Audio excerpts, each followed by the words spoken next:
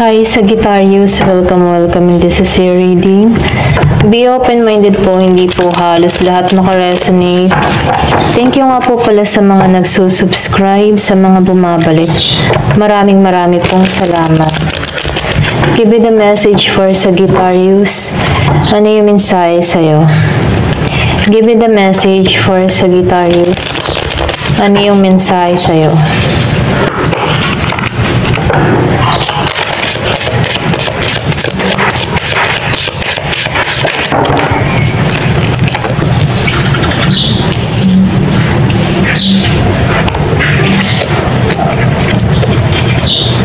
Wow, so nakikitaan ko dito yung malaking pagbabago sa buhay mo. Meron kang ma-achieve dito, kaya ipagpatuloy mo. So nakikitaan ko dito magiging maayos ang lahat. Andito ka sa moment na nagiging kang matatag, lalo na sa mga pagsubok na kinakaharap mo. Andun yung tapang mo, andun yung determinasyon mo, meron kang inner strength na nagtutulak sa'yo para sa ikaw unlad mo.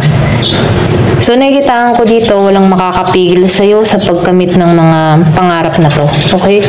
Kahit may mga problema kang tinatahak, andun yung pagnanais mo sa tagumpay na to. So nakikitaan ko dito yung stability, lalo na sa financial mo. Magiging magaan yung takbo ng financial mo. Magiging yung tipo na tuloy-tuloy pa rin yung pagpasok ng pera sa'yo. Meron akong nakikitang kasaganahan. Yung iba sa inyo, kung meron kang hinihiling na pinapangarap na magkaroon ng matibay na pundasyon, tahanan, sasakyan, nakikitaan ko dito na meron kang makakamit, meron kang ma-achieve. Yung mga pinaghirapan mo sa nakaraan, kung meron kang mga pinag-iipunan, mabibili mo na yung ninanais mo or inaasa mo dito. Nakikitaan ko dito na magiging masaya yung pamilya. Lalo na sa mga achievement na nakakamit mo. Meron ako nakikitaan ditong magiging masagana. Kung ano man yung mga tinatrabaho mo, unti-unti nang nakikita yung bunga ng pinaghirapan mo na kung saan nalalasap ng buong pamilya mo. Nakikitaan ko dito na ikaw yung tipo ng tao na inuuna mo yung family para maibigay yung pangangailangan nila. Nagsusumikap ka para sa pamilya. Andun yung pagiging mong matulungin, likas na matulungin sa iyong family. Inuuna mo muna yung kapakanan nila. Gusto mo, masagana ka, masagana din ang buong pamilya. Ganon yung energy mo. So, nakikitaan ko dito, nakaranas ka ng betrayal or naranasan mo to. Okay? Kung kailan man to, nakikitaan ko dito nakaranas ka ng betrayal. Maging sa kaibigan, trabaho, or maging sa kapartner sa buhay. Meron naglinlang sa'yo, hindi naging totoo, naging huwad sa'yo. So, merong pandiling lang na ginawa sa'yo kung bakit nagiging kang matatag dito. Binago ka ng panahon. Binago ka dahil sa mga nangyari sa nakaraan mo. Binago ka na kung saan nagiging kang matatag. Nagiging kang masinop. Alam mo na yung nais mo. Alam mo na yung gusto mo mangyari sa buhay mo. Kaya kahit merong betrayal na nangyari sa'yo dito, naging maganda yung feedback nito sa'yo dahil malaki yung pagbabagong nagaganap sa'yo. So, nakikitaan ko rin dito, yung iba sa inyo, binabalansin mo yung kaperahan mo. Natututo ka ngayon mag-budget. Natututo ka kung saan mo gagastusin itong mga pera na pinag-iipunan mo. Nakikitaan ko dito yung balance. Nagiging balanse ka, lalo na sa kaperahan mo. So, nakikitaan ko dito, pinanghahawakan mo ito ng maayos. Okay?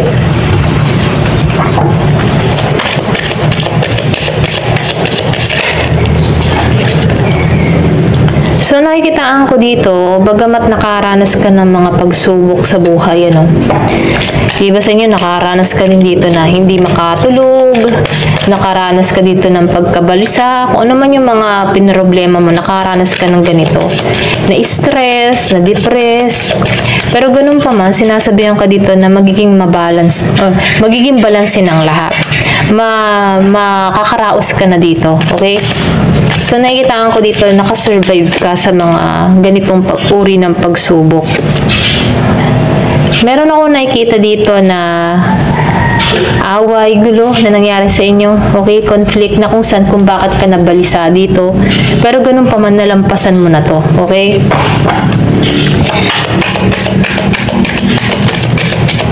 Nakikitaan ko dito merong conflict, or pwede rin sabihin meron dito nakikipagkompetensya sa'yo. Okay?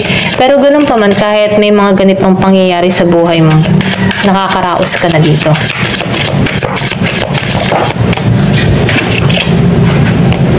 So, lumabas tong Queen of Swords. Kaya ka nagiging matalino dito dahil sa mga nangyari sa'yo. Hindi mo na hinahayaan na pairalin yung emotion mo. Nagiging ka ng matalino dito, nagiging ka ng logic. Alam mo na yung gusto mo mangyari sa buhay mo. So, dito, nagtatagumpay ka dahil sa mga matatalinong pagpapasya. Hindi ka na katulad ng dati na madali or pwede rin marupok. Ngayon, nagiging ka ng matatag, nagiging ka ng matigas. Alam mo yung paninindigan mo, alam mo yung kung ano yung gusto mong mangyari sa buhay mo. So, nakikitaan ko dito, ikaw ay hindi basta-basta nagtitiwala. So, nakikitaan ko dito, logic ka mag-isip. Hindi mo hinahayaang mamanipula ka ng iba. Hindi mo hinahayaan na makontrol ka ng iba. Pinag-iisipan mo muna or kinikilala mong maigi yung taong makakaharap mo. Ganun yung energy mo ngayon. Nagiging ka ng maingat. So, nabifeel ko dito, defensive ka ding tao.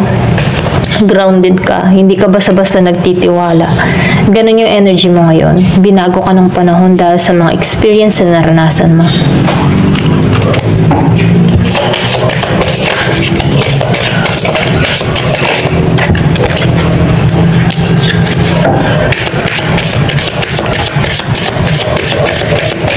Nakikitaan ko dito, no?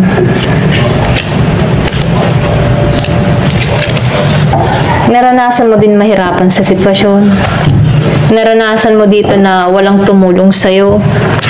Yung bang tipong naghahanap ka ng tulong pero walang tumulong sa sitwasyon mo. Nakaranas ka ng ganito. Pero ganun pa man, kahit nakaranas ka ng ganito, hindi ka sumuko, lumaban ka sa hamon ng buhay na naranasan mo.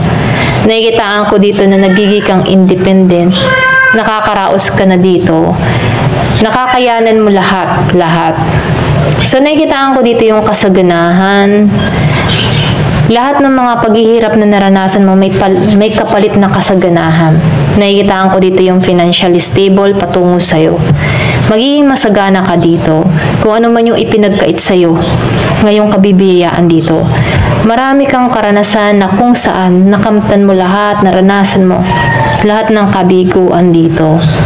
Yung iba sa inyo, nakaramdam ka din dito ng pinagkaitan. Pinagkaitan ka man dito, pero binayaan ka ng doble-doble dito.